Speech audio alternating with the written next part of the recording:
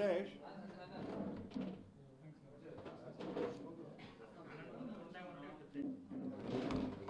అన్న ఫోన్లు సైలెంట్ పెట్టానన్న శివారెడ్డి మెల్లిగా మా వాళ్ళకి చెప్పు మా వాళ్ళకి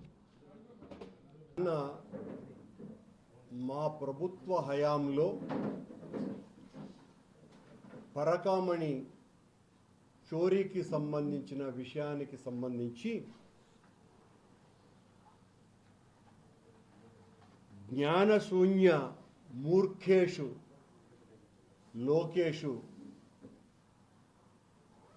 భక్తి లేని రసరాయుడు బిఆర్ నాయుడు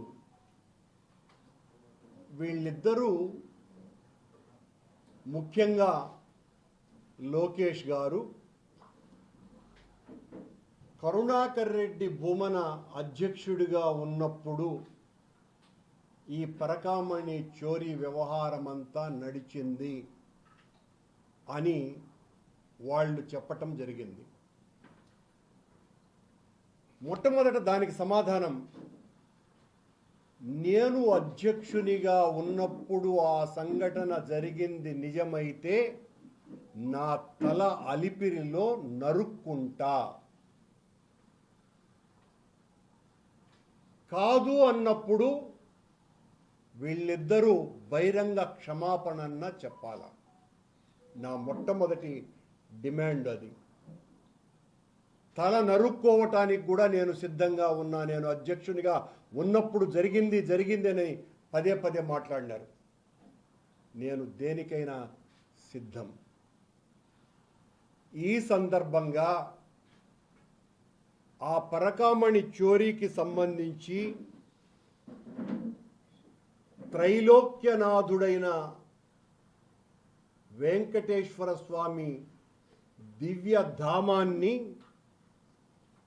టీడీపీ పార్టీకి, ఆ పార్టీకి సంబంధించిన సానుభూతి పరులకి, కొందరు వ్యక్తులకు అది రాజకీయ ఆట స్థలంగా మార్చివేసినారు ఈ కూటమి ప్రభుత్వంలో.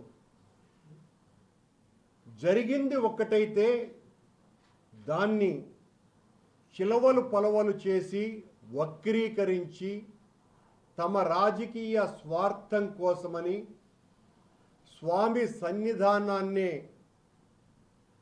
తమ స్వార్థ క్షేత్రంగా మార్చివేస్తున్నారు. 29/4/2003 సంవత్సరంలో జియర్ మఠానికి సంబంధించిన రవికుమార్ అనేటువంటి వ్యక్తి పరకామణిలో చోరీ చేస్తూ ఉండగా 8 $100 నోట్లు అతని దగ్గర విజిలెన్స్ వాళ్ళు పట్టుకోవటం జరిగింది. ఆ పట్టుకున్నటువంటి సొమ్ము ఆనాటి ఇండియన్ కరెన్సీ విలువ ప్రకారం 72,000 రూపాయలని తేల్చినారు. మా వాళ్ళు లోతైనటువంటి పరిశీలన చేయటం ద్వారా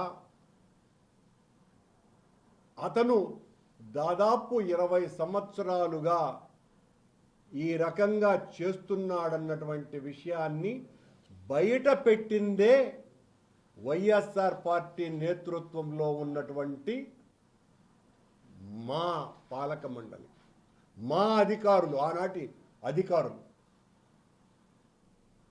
20 సంవత్సరాలుగా చేస్తున్నాడు అని తెలిసినటువంటి విషయం అంటే 15 సంవత్సరాలు చంద్రబాబు నాయుడు గారే ముఖ్యమంత్రిగా ఉండిన కాలంలో కూడా ఈ రవికుమార్ అనేటువంటి వ్యక్తి ఈ రకంగా చోరీ చేస్తూనే ఉన్నాడు అని. రవికుమార్ ను పట్టుకున్నదే మా వాళ్ళు, అంటే మా ప్రభుత్వంలో అధికారులు. అతని చేత పట్టుకున్న తర్వాత ఆ కుటుంబ సభ్యులు, అతని శ్రీమతి, అతని కుమార్తెలు జరిగినటువంటి ఘోర అపచారానికి, నేరానికి తమ భర్త మీద బాధతో, ఆర్తితో వాళ్ళందరూ కూడా దేవస్థాన అధికారులను సంప్రదించి ప్రాయశ్చిత్తంగా, పాప పరిహారంగా, స్వచ్ఛందగా చేసినటువంటి తప్పుకు దేవుడికి కానుకగా, ప్రతిఫలంగా దాదాపు ఆ రోజున రిజిస్ట్రేషన్ వాల్యూ 14 కోట్ల రూపాయలైతే 100 కోట్ల రూపాయలకు పైగా ఉన్నటువంటి ఆస్తులను టీటీడీకి దఖలుపరచటం జరిగింది. అది జరిగినటువంటిది ఆనాడు 2024వ సంవత్సరం 19/6/2023వ సంవత్సరంలో వాళ్ళు, ఇది బోర్డు రెజల్యూషన్, వాళ్ళు ఇచ్చినారు ఇట్లా 14 కోట్ల రూపాయల ఆస్తిని బోర్డు తీర్మానం ద్వారా ఆమోదించటం జరిగింది అని ఈ విషయాన్ని స్పష్టంగా తీసుకోవటం. అప్పుడు నేను అధ్యక్షుడిని కాదు. నేను వాస్తవాలను ఈరోజు బయట పెట్టదలుచుకున్నాను ఈ పాత్రికేయ సమావేశం ద్వారా. చంద్రబాబు గారి టైంలో 15 సంవత్సరాలలో ఎన్నిసార్లు అతను ఈ దొంగతనం చేసి ఉంటే అంత కూడబెట్టి ఉంటాడు మీరు కనిపెట్టారా? ఒక్కరోజైనా మీ ప్రభుత్వంలో ఆ దొంగను పట్టుకున్నదా? పట్టుకున్నదే మేమే. కొట్టేయాలనుకున్నటువంటి వాళ్లను దొంగను పట్టుకుంటారా? కొట్టేయాలనుకున్న వాళ్ళు ఎవరైనా? ఏదో నిన్న ఒక వ్యక్తి సీసీ ఫుటేజ్లో అతను దొంగతనం చేస్తున్నట్టుగా ఇవన్నీ కూడా టీటీడీ దగ్గర ఉంటాయి. ఈ రోజున ఆ విజిలెన్స్ వాళ్లను బెదిరించి బ్లాక్మెయిల్ చేస్తూ దాన్ని బయట పెట్టినంత మాత్రాన ఒకటి కాదు, మీరు నిజం చెప్తే చంద్రబాబు టైంలో ఉన్నటువంటివి కూడా బయట పెట్టాలా? అవన్నీ అరైజ్ అయిపోయినాయి, తుడిచేసినారని మళ్ళా అదొక అబద్ధం చెప్పటం. అడుగడుగున దీనికి సంబంధించి చంద్రబాబు గారి ప్రభుత్వం అధికారంలోకి వచ్చిన తరువాత విజిలెన్స్ ఎంక్వైరీ వేసినారు. తిరుపతిలో ఉన్నటువంటి వాళ్ళు సరిపోరని రాష్ట్రంలో ఉన్న, అమరావతిలో ఉన్న అనేక మంది విజిలెన్స్ అధికారులంతా కూడా నెలల తరబడి శోధించి దీని మీద నివేదిక కూడా సమర్పించినారు. దమ్ముంటే, ధైర్యం ఉంటే ఆ విజిలెన్స్ నివేదికను బయటపెట్టాలా? ఎందుకు బయటపెట్టాలా మీరు? ఆ రోజున మీకు సంబంధించినటువంటి ఒక శాసన మండలి సభ్యుడే జనవరి నెలలో దీనికి సంబంధించి ప్రశ్న వేస్తే రామనారాయణ రెడ్డి దేవాదాయ శాఖ మంత్రి దానికి సమాధానం ఇచ్చిన తరువాత ఆ నివేదిక ఎందుకు బయటికి రాలేదు? ఈ నివేదికను గురించి ముఖ్యమంత్రి చంద్రబాబు నాయుడు గారికి పూర్తి అవగాహన ఉన్నది. ఉండినా ఎందుకు బయట పెట్టాలి కదా మీరు? నిన్నేదో ఈనాడు పత్రిక అక్కడంతా దోపిడీ జరిగిపోయినట్టుగా ఎవరో దొంగలు ఛాలెంజ్ చేస్తున్నాం.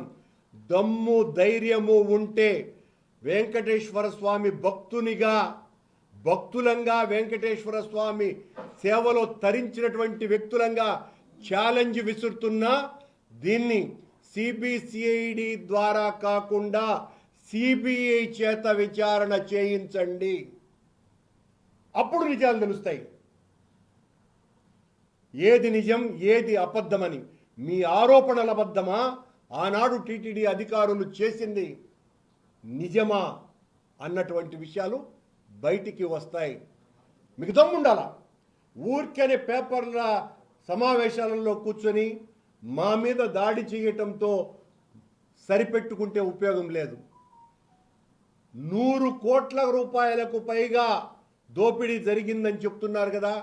మేమందరము ఆ డబ్బును దోచుకున్నాం అని చెప్తున్నారు కదా. ఈ రవికుమార్ అనేటువంటి వ్యక్తి ఏ ఆస్తులు ఉన్నాయి ఆయనకి అన్నటువంటి విషయం కర్ణాటక, తమిళనాడు, ఆంధ్ర, తెలంగాణ రాష్ట్రాలన్నీ కూడా ఈ విజిలెన్స్ వాళ్ళు అక్కడ ఉన్నటువంటి రిజిస్ట్రేషన్ ఆఫీసర్లతో కూడా మాట్లాడే ఆ నివేదికను ఇవ్వటం కూడా జరిగింది. ఇంకా మీరు ఆ రవికుమార్కు ఉండేటువంటి ఎవరికైతే రిజిస్ట్రేషన్ చేయించినాడో మీరు అంటున్నారు మా బినామీలకో లేకపోతే మాకో లేదా రవికుమార్కు సంబంధించినటువంటి బినామీలో ఏదైనా కూడా నిగ్గు తేలాలంటే సిబిఐ చేత ఎంక్వైరీ చేయించాలి. మేము సిద్ధంగా ఉన్నాం. ఒకటికి 10 సార్లు చెప్తున్నా, సిబిఐ చేత ఎంక్వైరీ చేయించాలి. ఎప్పుడు తిరుమల తిరుపతి దేవస్థాన చరిత్రలో ఒక దొంగను అధికారులు పట్టుకున్న తరువాత అతను స్వచ్ఛందంగా చేసిన తప్పుకు పరిహారంగా ప్రాయశ్చిత్తంగా ఈ రకంగా తన ఆస్తులు రాయించినటువంటి సంఘటన ఒక్కటన్నా ఉందా? హిట్ టీవీ యాప్, ఇందులో short news, live news, entertainment shows, movies, digital magazines తో పాటు మీ జిల్లా వార్తలను కూడా ఫ్రీగా చూడొచ్చు. ఇంకెందుకు ఆలస్యం, వెంటనే హిట్ టీవీ యాప్ ని డౌన్లోడ్ చేసుకుని ఫ్రీగా ఎంటర్టైన్మెంట్ పొందండి. Hit TV app. Hit TV app. Please download hit TV app. Hit TV app ని ఫ్రీగా డౌన్లోడ్ చేసుకుని ఎంజాయ్ చేయండి. మీకు నచ్చిన ఎంటర్టైన్మెంట్ కోసం హిట్ టీవీ యాప్ ని ఫ్రీగా డౌన్లోడ్ చేసుకుని ఎంజాయ్ చేయండి. హిట్ టీవీ యాప్ ని డౌన్లోడ్ చేసుకుని ఆస్వాదించండి, ఆశీర్వదించండి. ఇంతమంది సెలబ్రిటీలు హిట్ టీవీ యాప్ ని డౌన్లోడ్ చేసుకోండి అని చెప్తున్నారంటే ఎంత మంచి యాప్ ఆలోచించండి. అమెరికా అమెరికాలో చదవాలనుకునే వాళ్ళకి విశ్వసనీయమైన పేరు మన శౌర్య కన్సల్టెన్సీ. UK లో 1 year masters, UK లో 1 year masters, 2 years work permit up to 5 years visa. Contact Saurya Consultancy. Contact 89851 89851.